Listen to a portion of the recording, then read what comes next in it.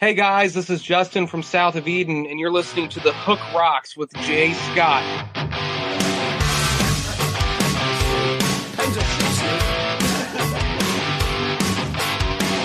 met some specimens in my time. They're out there, that's fine. I've met people who were bloody delightful, but not you. You were an asshole. We hate bullies, don't think anyone likes them. I'll still share you qualify.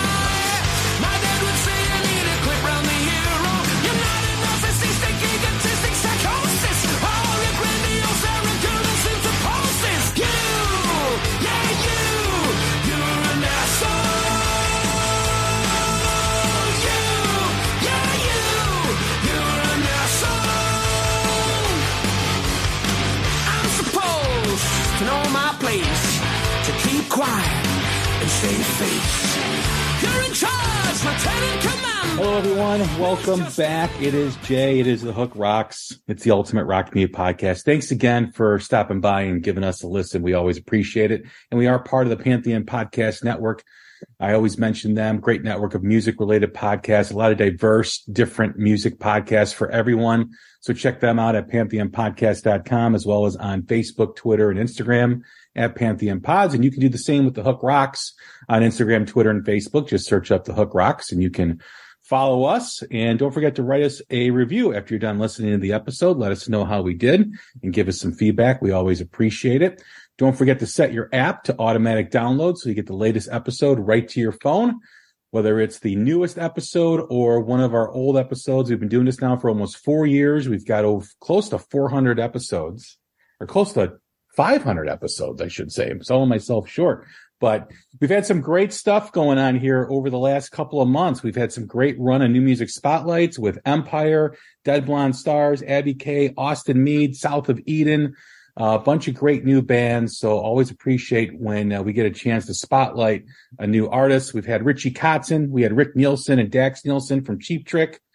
We also talked about Ozzy Osbourne's legacy with Sidney Taylor. We talked about the monopoly that is Live Nation and Ticketmaster, this U.S. Senate hearings that are happening as well. So much stuff going on, so many great episodes, and always happy to have another guest return to our show. It's the third time he's been on, and it's a band from the UK that, man, I just fell in love with their sound, fell in love with their music. And they've been, in my opinion, probably the premier act in the rising rock scene in the UK. They've been around for a while, but it is nice to see band or people finally starting to take notice of this band, because they've been putting in a lot of long, hard work, and their last 3 albums have been like the trilogy, right? The franchise, as we call it. Every time there's 3 movies in a movie franchise, they call it that, because they're just awesome and they're well regarded and they're highly acclaimed. The band is Massive Wagons, and my guest is Baz. What's going on, man? How are you? I'm good, thanks. Yeah. That was a hell of an intro. I could probably switch you off now. You don't need any more. I don't need you. Yeah. So just talk about the album. So. Oh, thanks for having me. I appreciate it. Yeah, it's great to have you back on again. It's great to talk to you about this music that you put out last year. It was one of our top 20 albums of the year. Wow. You've had a great run of music over, the past 5 years with your catalog and what you've been doing. I mean, the last album that you did was great. That was House of Blues. Prior to that, Full Nelson. And then, of course, Triggered, which was the latest album in 2022. And what's really cool about these 3 albums is you can see growth in between each album, from album to album, and the band just keeps getting better. That's very, that's cool of you to say. Thank you very much. Yeah. Well, a lot of bands, you don't get to go into the studio very often, and it's always a very eager time. You always look forward to it a lot. It's a big part of what being a band is, and you don't get to do it very often. For us anyway, once every couple of years, and you really you really sort of take last time's experience and try and build on it and learn from your mistakes and learn all the new tricks and try and build on the last album and make it sound better. And, you know, where did it fall down last time and whatnot. And yeah, your songwriting also, you know, you're always pushing yourself to write better songs and look at the last songs and think, how can we improve on them and what can we do different? You sort of want to remain the same. You don't want to sort of go off on too much of a tangent sounding different to the last album and isolate your fans, and yet you still want to sound different enough so don't sound boring, you know. So yeah, it's fun, you know. I like it. Yeah. Would you say that you guys have finally found your sound? I don't know. Really. We always get a little bit of stick, to be honest, for being. We are an odd band. We just kind of write music that we like. We're kind of genreless a little bit. We sort of write punk songs and metal songs and country kind of songs and ballads, and we just like good music and just write songs. We don't really think about the genre. But I think we have a sound. I definitely think we have our own sound. I think you can tell it's us. But yeah, we do get a little bit of stick for people. People sometimes say they don't know who they want to be or they don't know who they are. Or, well, you know, we've written six albums now, so I think, yeah, you know, I think we do know who we are. What's interesting about the band is obviously the music, you know, the melodies of the songs and how they hook you and they pull you in. Mm-hmm. But what's grown, I think, from over the last few albums is kind of the tongue in cheek and the perspective that you share with what you see and the things that you observe and the things, you know, the album Trigger has a lot of that stuff. Right.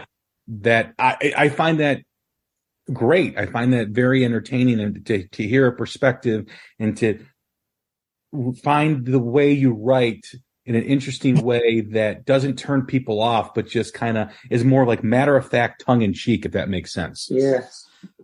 I mean, I'm a big fan of a guy called Ginger Wildheart, the Wild Arts, and that transformed. It's funny because over the last three albums that you've mentioned are the three albums where I really changed how I wrote songs. I started listening to the Wild Arts a lot more and Ginger's solo stuff, and he writes matter of fact songs about true stories and things that happened to him and the way they happened to him and what he said, and he uses his own language and stuff like that, and I really admire that and I love it.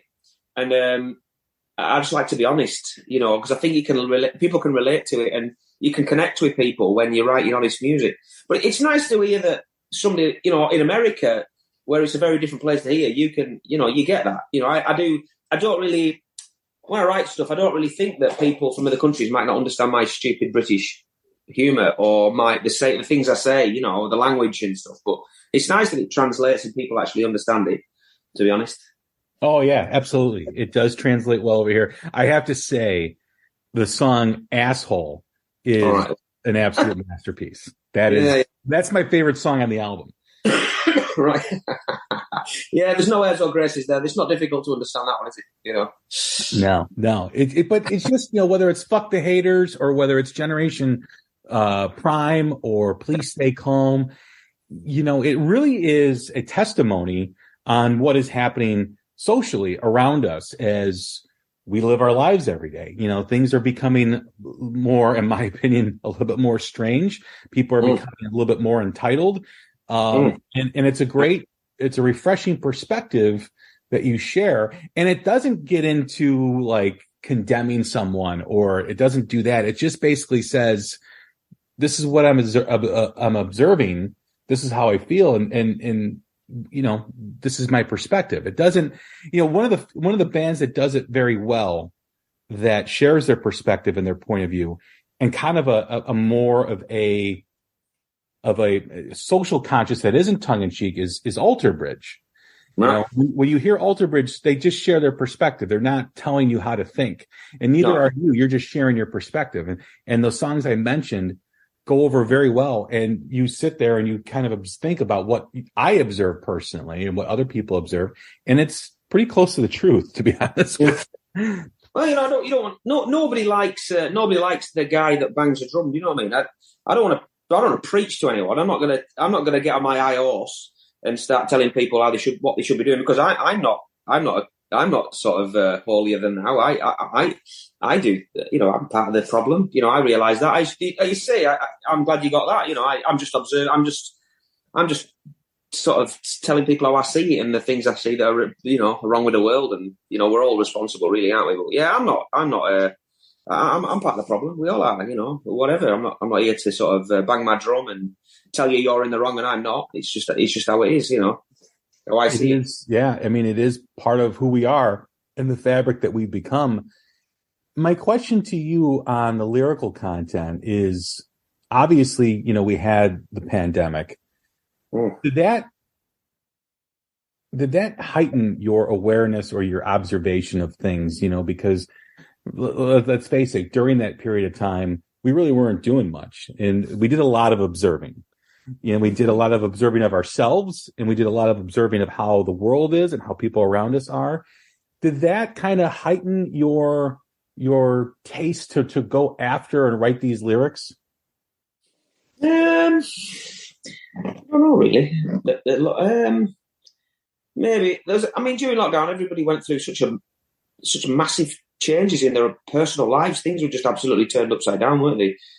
It's hard to sort of. It's hard. I don't know if I'm conscious of that, but it's maybe hard to say that it didn't affect the songs we wrote. I don't know. I don't know, really. I don't know. I don't know if it did, to be honest. I don't know. I started a different job. You see, during lockdown, at the beginning of lockdown, I lost my job.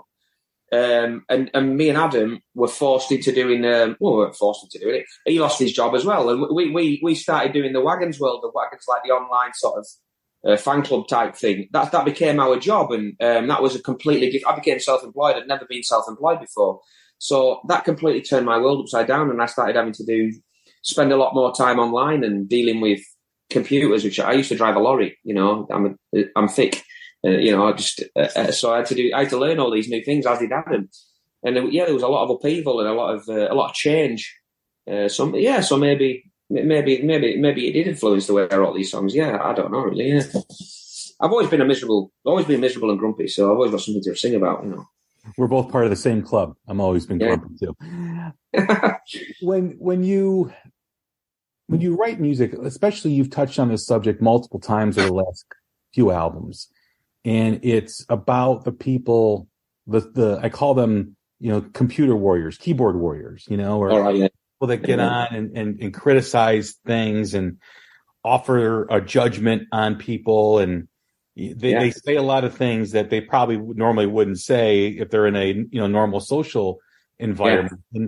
And that does touch a nerve for a lot of people, because I was raised that, if you didn't like something, just move on, just carry on with, you don't have to listen to it. You don't have to watch it. And there's very few things that offend me in that regard, just because I don't take part in it.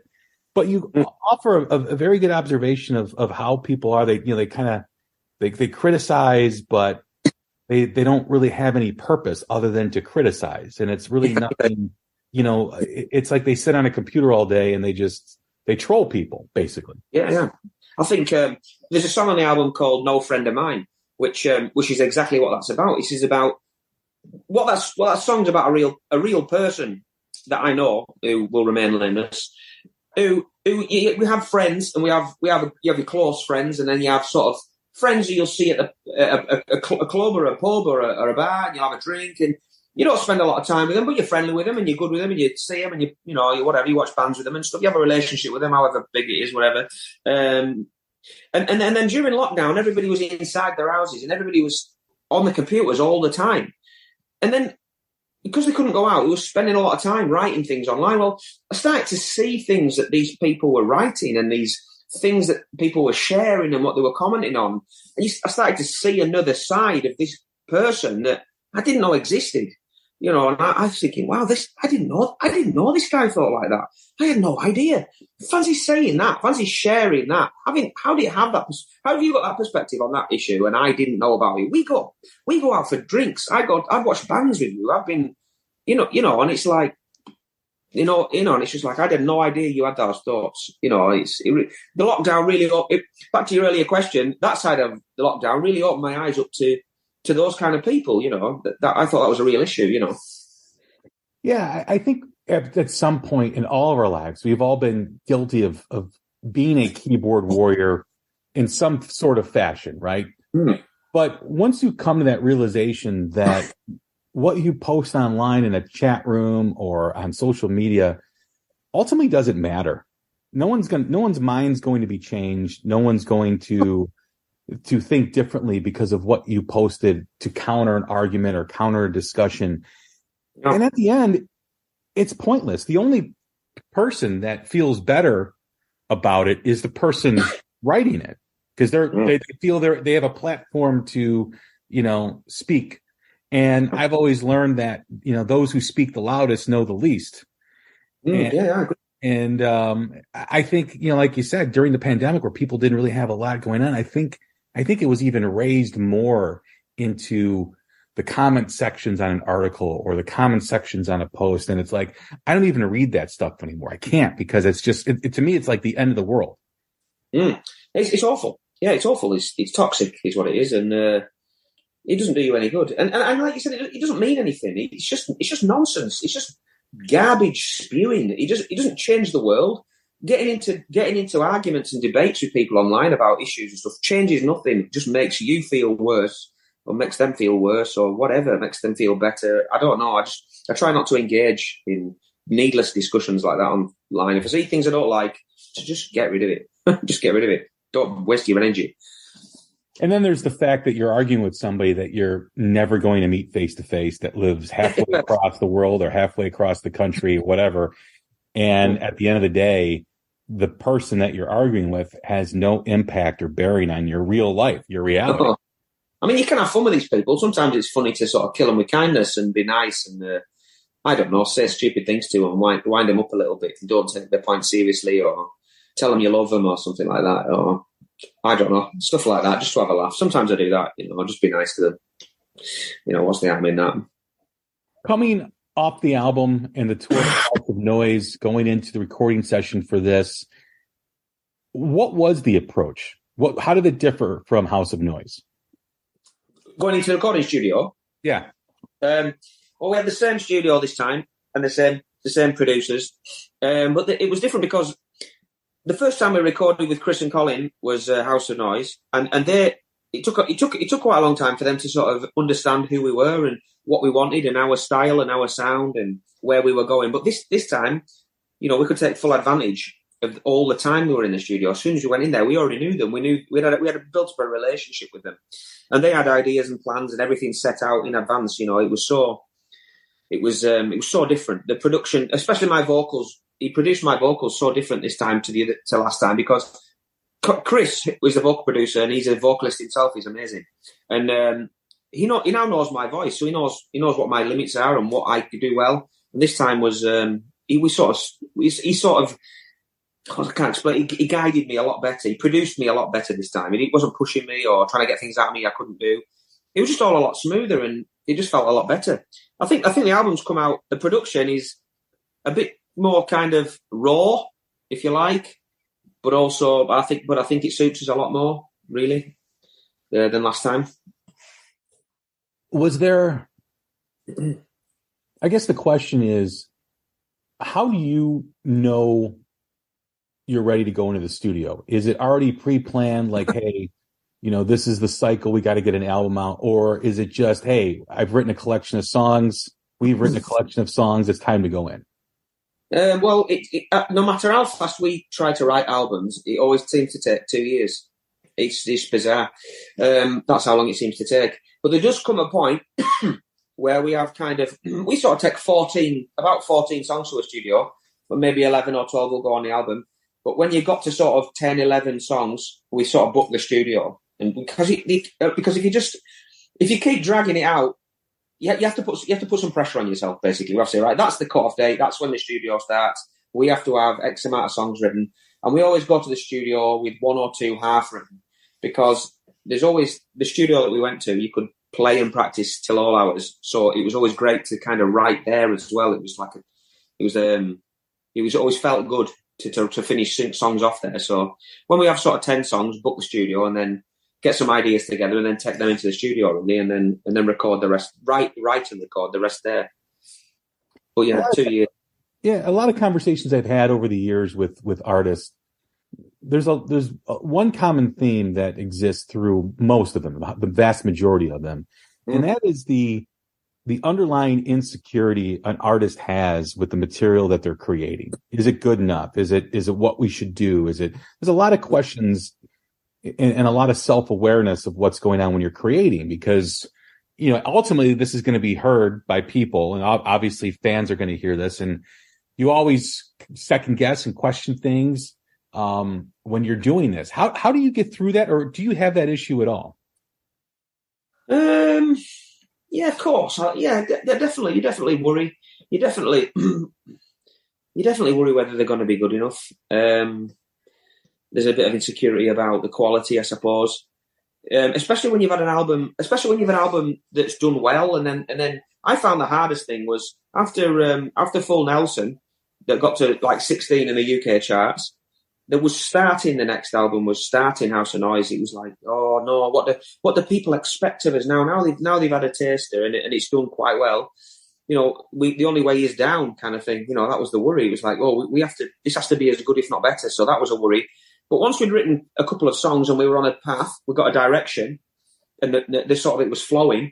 It felt good, and then you just kind of don't pay it attention anymore. The pressure kind of goes. It's just that you can't focus on any pressure. It's just like, let's just write the album, let's do it. And that's the same every time. Getting the next album started is always difficult because you're paranoid that it's not going to be as good as the last one, or the last one doesn't. Trigger did even better. Luckily for us, Full Nelson, House of Noise, and Trigger have all done better than each other. So this next one, God only knows what we're going to do. I think that's the amazing thing with the band is, and it's great to see, from Full Nelson, each album has been more successful than the last one.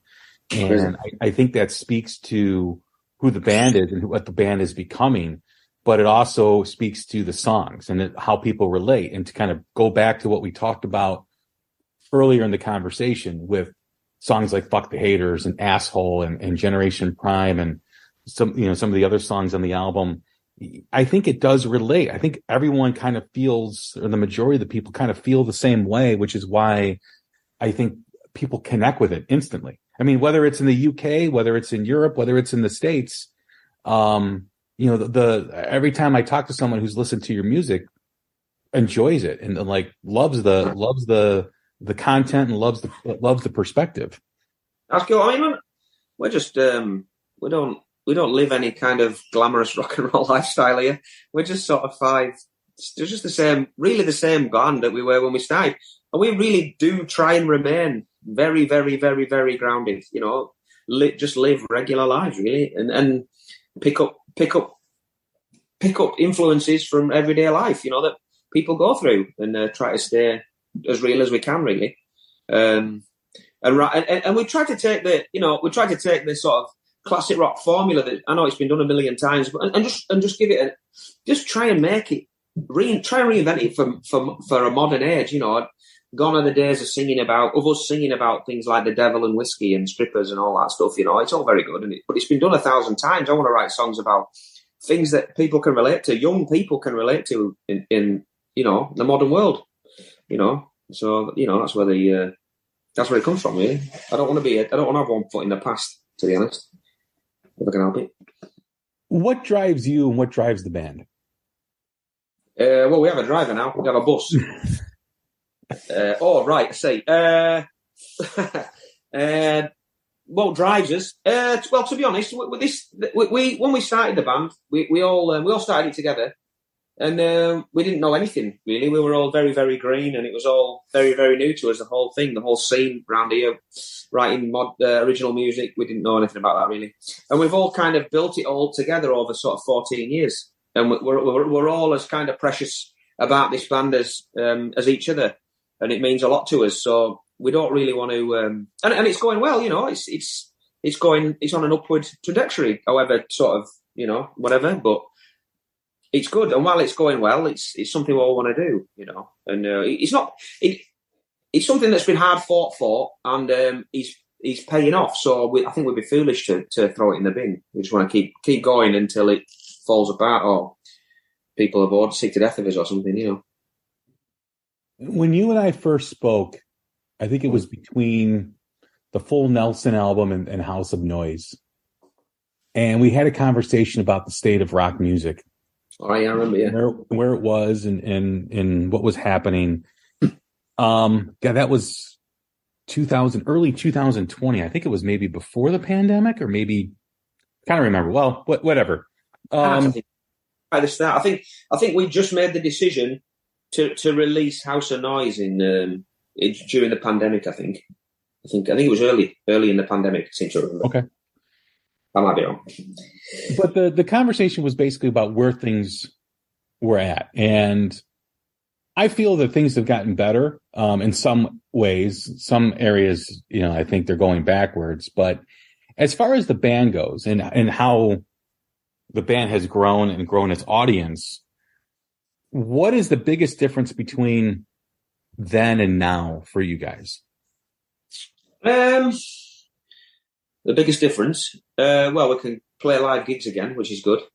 The biggest difference, which is in a bad way, is the whole Brexit thing, which I don't suppose really affects. It affects us massively because it's made touring in Europe a pain in the ass. To be honest, it's a lot more expensive. I mean, we are lucky because we were kind of just at that.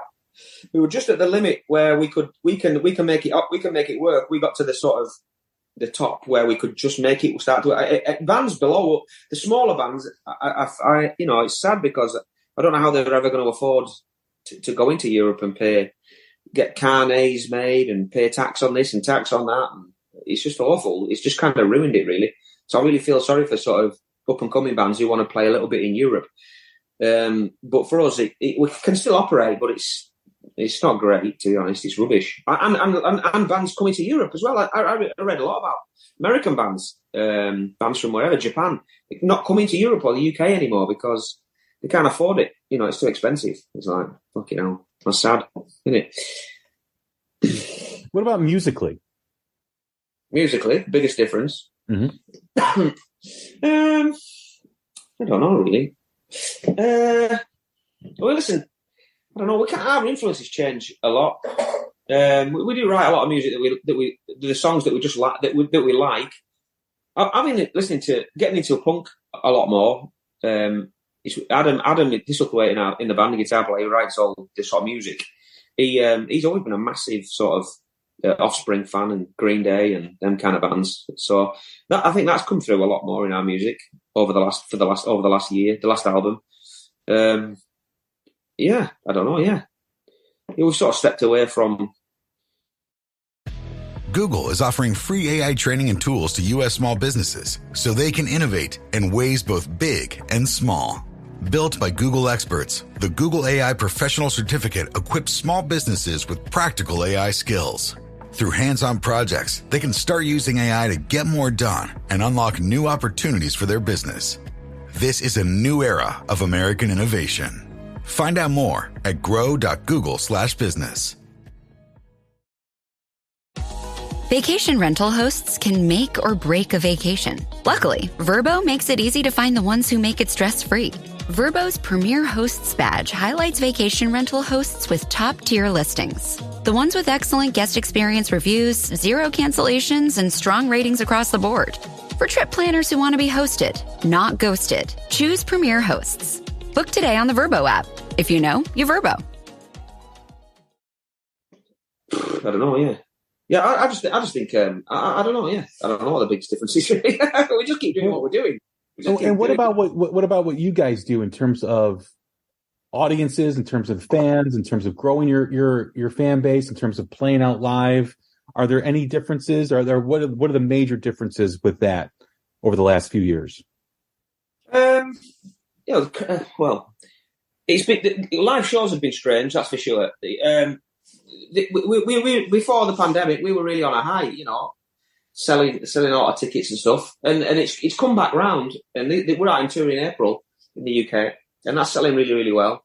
But it's like it's been a drag, and people aren't buying tickets for shows right up until the show, because that many things have been cancelled and put back and postponed. People don't want to spend the money, and rightly so, and then have the gig cancelled, and then move forward in the year 6 months, and then suddenly they can't go. So people are really, really cagey spending money, and then I understand that. And there's a bit of a cost of living crisis going on around the globe. There is here food and gas and electric. People are struggling for money. You know, it's really horrible to see. People's bloody mortgages are going through the roof, and rents are going through the roof. And people need to enjoy themselves, but shows are selling a lot closer to the date that they're happening. We're finding for a lot of bands, really, which is a massive change. But God love people, you know, they still need to get out and enjoy themselves, and they're still going, so that's good. You mentioned Brexit being a challenge with bands in the UK going into Europe. Is that ever going to get fixed? Is anyone ever going to realize that this has become a problem and is hindering a lot of bands from making a living and touring and doing what they need to do? I'm not entirely sure whether anyone I'm not entirely sure whether it matters whether anyone does notice. So it's more of a case of whether anyone cares, to be honest. And the people at the top in this country don't seem to care about a right lot except lining their own pockets, I don't think. And that's the view of a lot of people. They seem to do make a lot of decisions in this country based around their own interests and their own families and their own friends and stuff, and they don't really not seem to be right bothered about everybody else, because in 4 years when they're all voted out, they won't really care. It'll be somebody else's problem, won't it? And they can sail off into the sunset and live on an island somewhere and not really bother about me and me, mates trying to make a living. I'm past believing that many politicians in this country really care about anybody but themselves. Yeah, I think we have the same issue here in the States where, I think there's, always a handful of people that are trying to do good and trying to do right by people. But the majority is just, like you said, lining their pockets and having their own self-interest. But, it just seems that, in my perspective from being here in the States, more things seem to be hindered because of Brexit than it was before.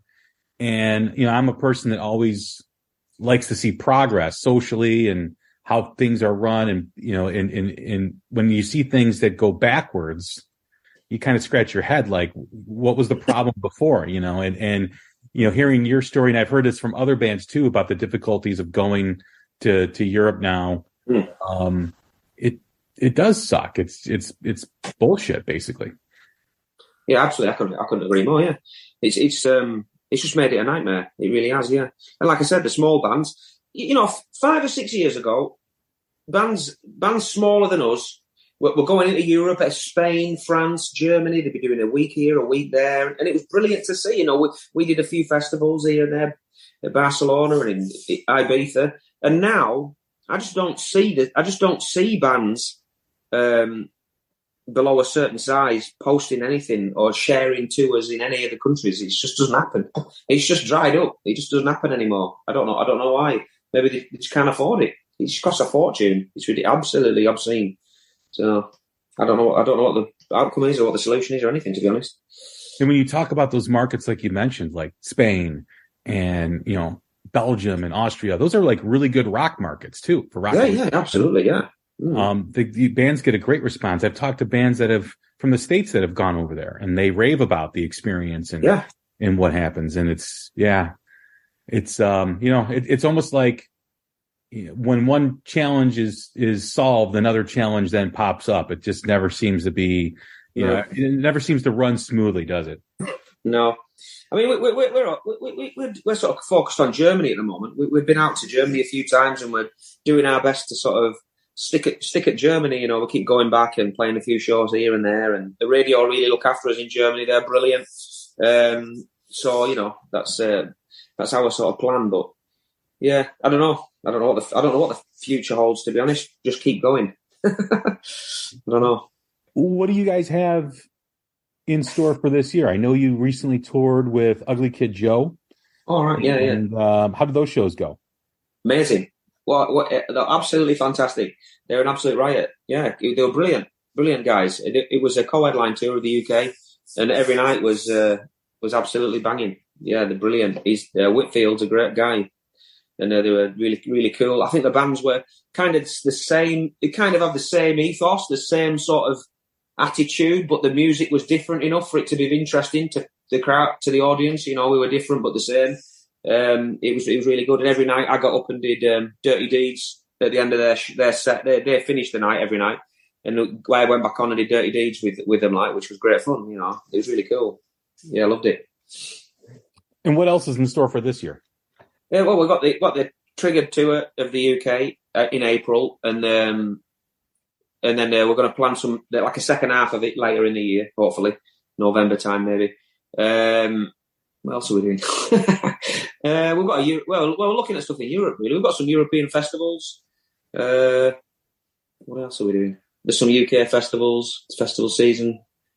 Yeah, I don't know. There's a few things in the pipeline, but nothing much confirmed apart from that, to be honest. We're going to get this tour out of the way. This is our focus. The April tour.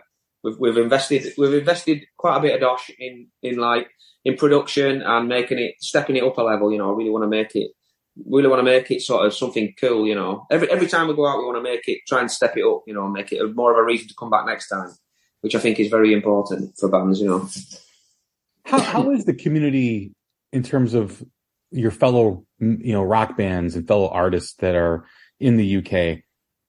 It seems like there's a lot of support between each other, and kind of like almost very, very family style and very, very family oriented, with people supporting and helping each other out. Is that just an observation, or is there truth to that?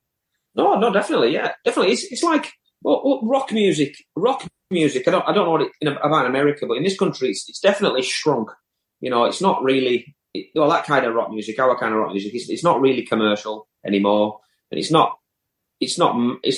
massive. It's not massive on this sort of scene. It's everything over here is kind of pop and rap and stuff like that, R&B, whatnot, which is cool, whatever. But rock seems to be on the back foot a bit, really, and it's great because all the rock fans all come together and support all the bands, and all the bands kind of look out for each other and support each other. It's great. You mentioned Empire before; they're like one of my favourite English rock bands. They're brilliant. Played with them a few times. I think they're amazing, and their next album's great.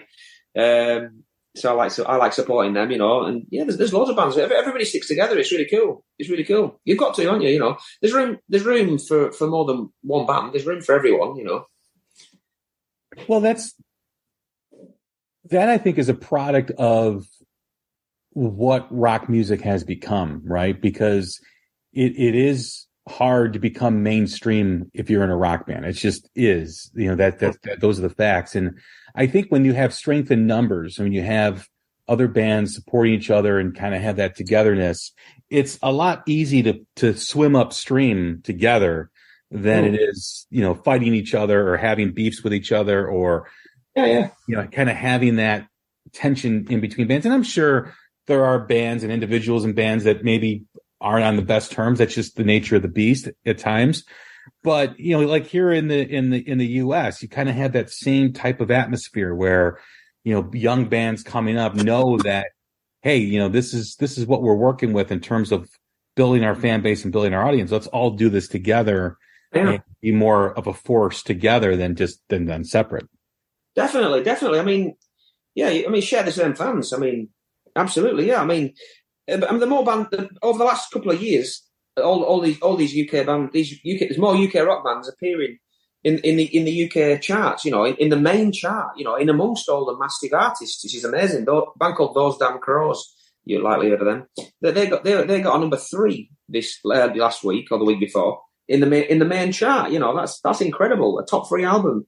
That's absolutely insane. We got a 5, and Scarlet Rebels they got a number 7, and there's Black Star Riders, number 7. There's other bands in the top 10, top 20, and it's, just keep plugging away and just keep at it, and hopefully it'll become, a bit more. It'll appear on more people's radars and become a bit bigger and a bit more popular.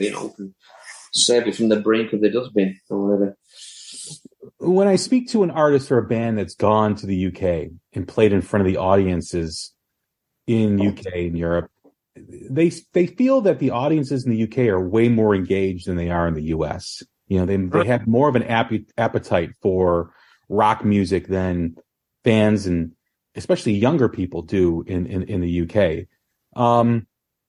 When you see the fans out there, when you play shows, do you feel the engagement? Do you feel like there's more of a movement than 3, 4, 5 years ago.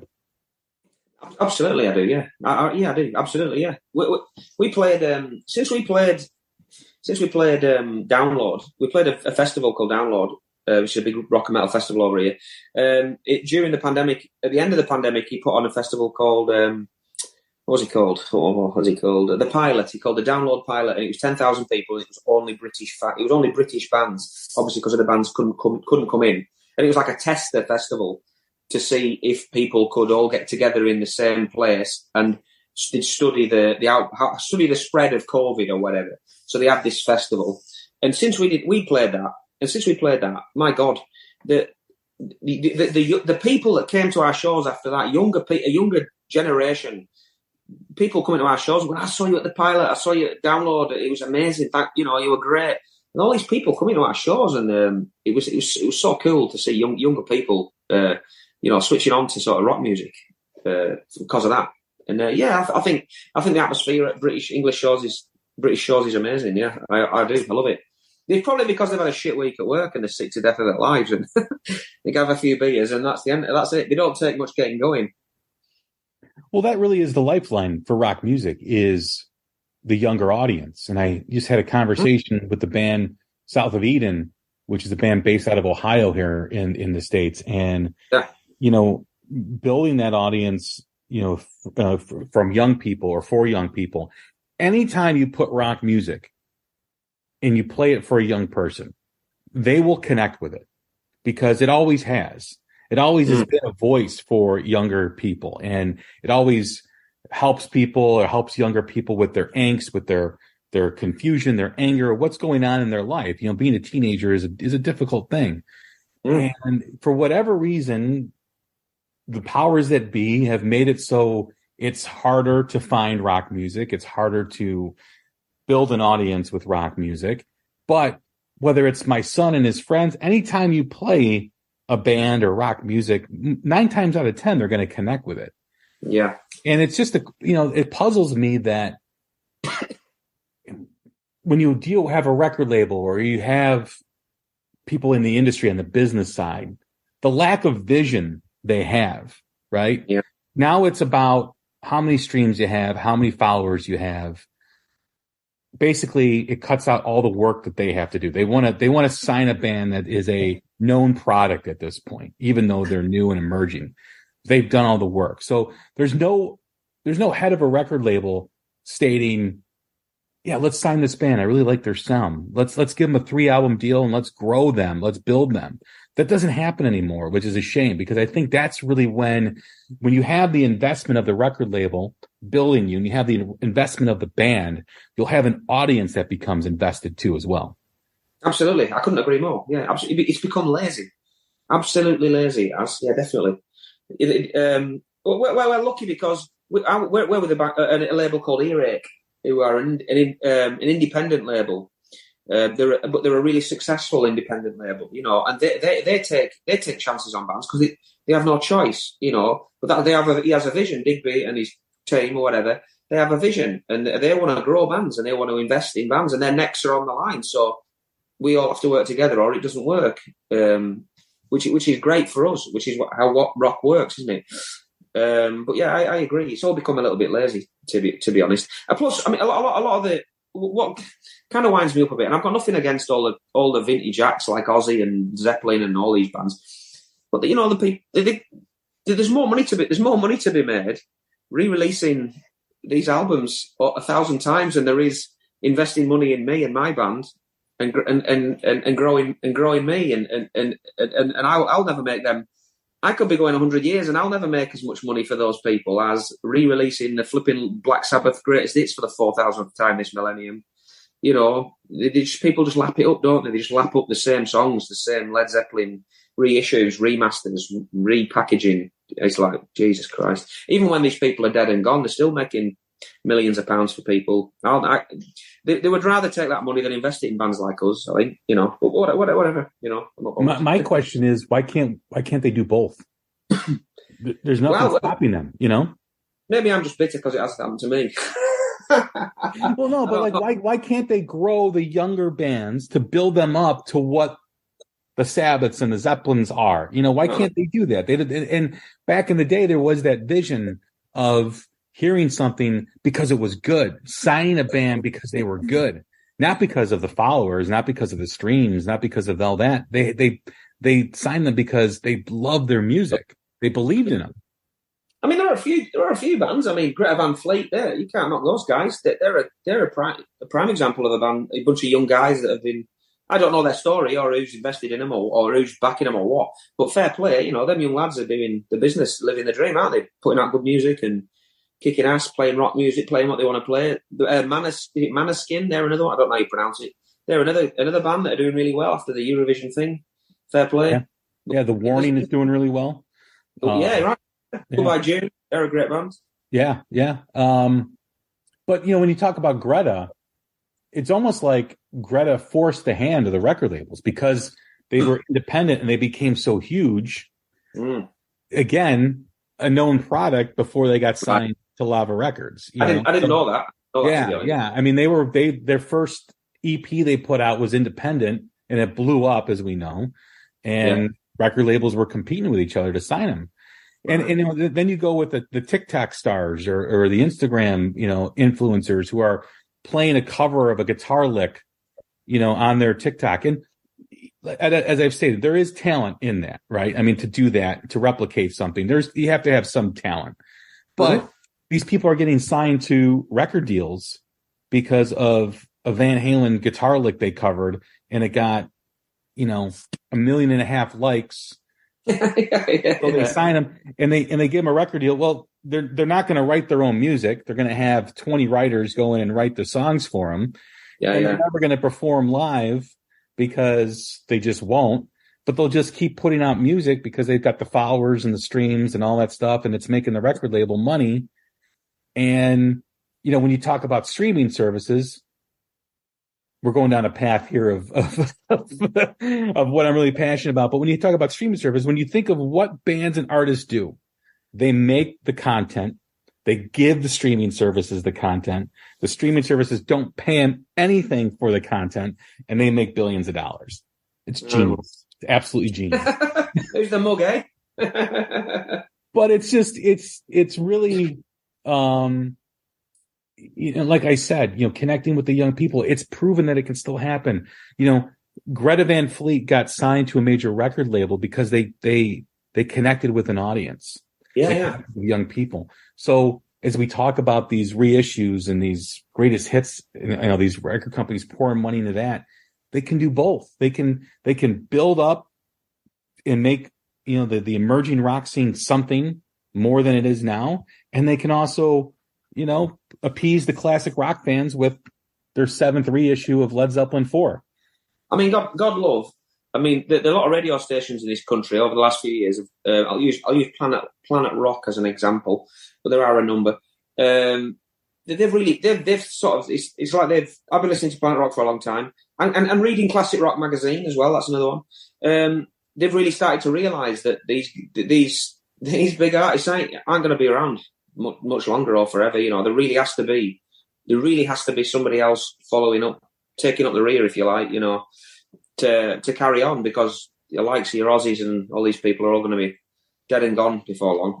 Well, Aussies won't be playing any more shows anyway, will he? And Priest and all these bands, they've only got so long left, and once they've gone, unless there's somebody to fill the boots, then you're just going to be left with this massive void, aren't we? Yeah, and that's the truth, because that's going to be here sooner than we think.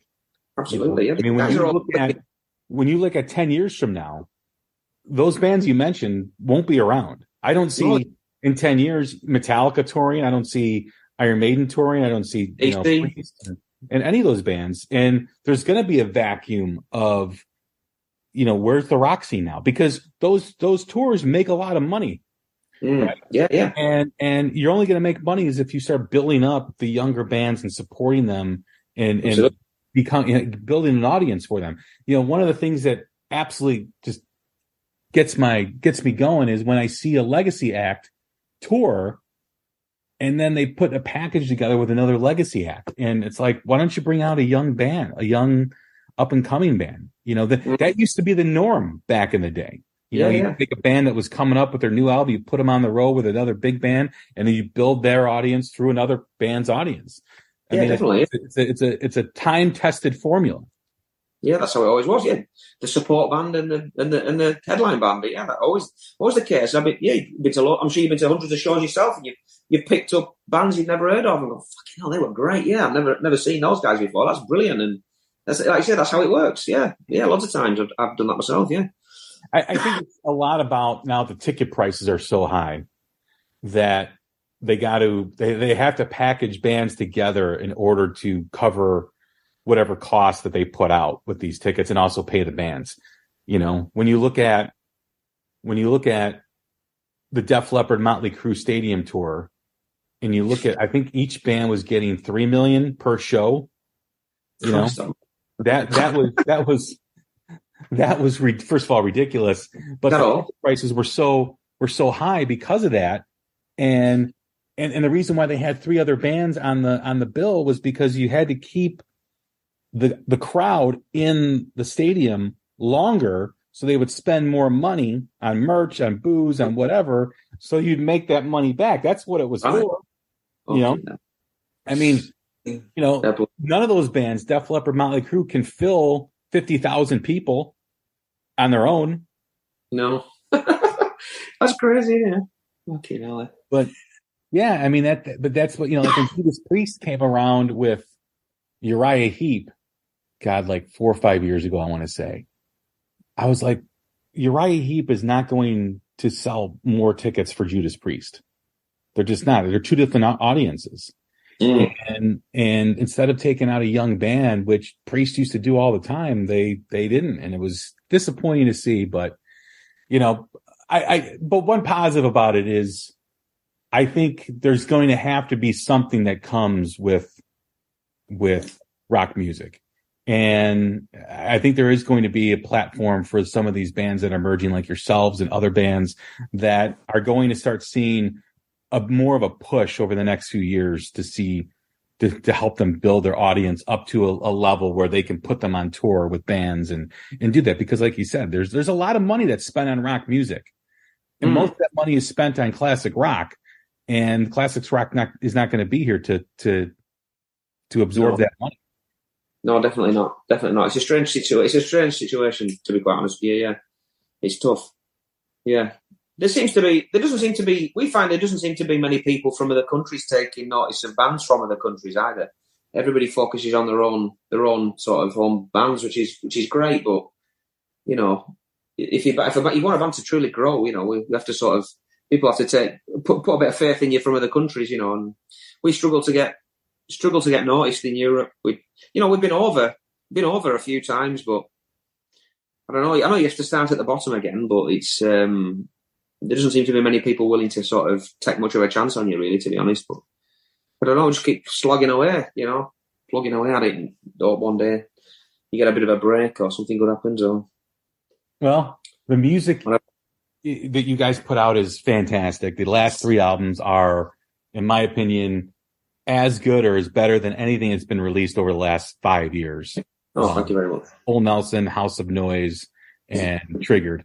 Are all just fantastic records, and go out and buy them. Go out and stream them wherever you stream. Streaming is important, even though I knock it all the time. It does help bands because the better numbers that they have, the better tours they get on, and so it does help. But always buy the physical copy too, as well. Always, go support the bands, because that money goes directly to the band right away, whereas the streaming stuff is more of kind of like a big picture, the long game for a band. So you can do both. And it's very important for the health of rock music and for the young bands that are out there to have that happen. Buy their merch, go to their website. I think it's massivewagons.com. Yeah, that's it. Yeah, we sell everything on there. It's like some sort of flipping Sunday market stall. Our manager's mad for it. She sells all sorts. Well, you've got to. It's all good. It's good. It's a bit of fun, I do think, as we wrap up here real quick, I do think that things are starting to break a little bit. And I don't know why certain bands, but I mean, you saw Thunder Mother, the band from Sweden, tour with Scorpions in the U.S., which was a big deal. Yeah. And then you saw the Mysterines tour as well. They're from the UK. The Mysterines. Yeah, they're more of like an alternative punk band. I'll check them out. Yeah, yeah. So they toured with Bad Flower. Right.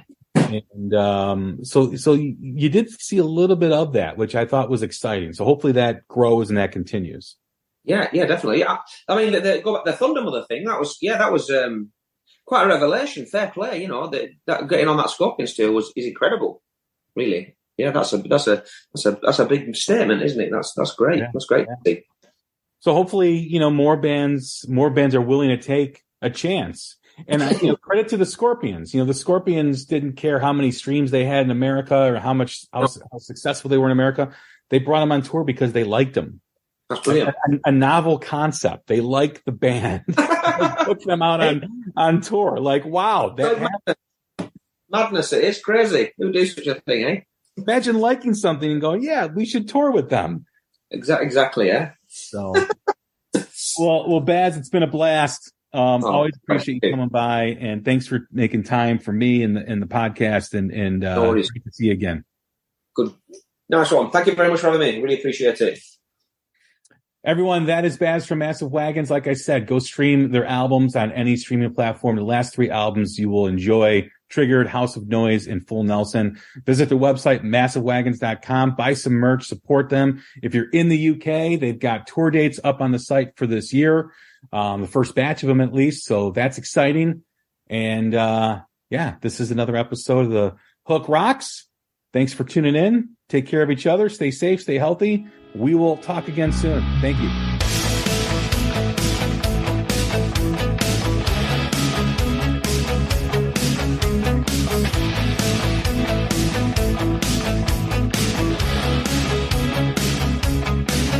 I can hear what you're saying. Help me, please. I'm thinking foot-long subs, extra cheese. I'm taking beer and sand to brand new heights. I deliberately drove through amber lights. I gave police the bird under my dash, over you at the library. I don't have the cash. If I don't slow down, I'm gonna do some harm. I'm taking all of you with me. So please stay calm. I went out for a drink. Got a cab after 12. It cost me twice as much though.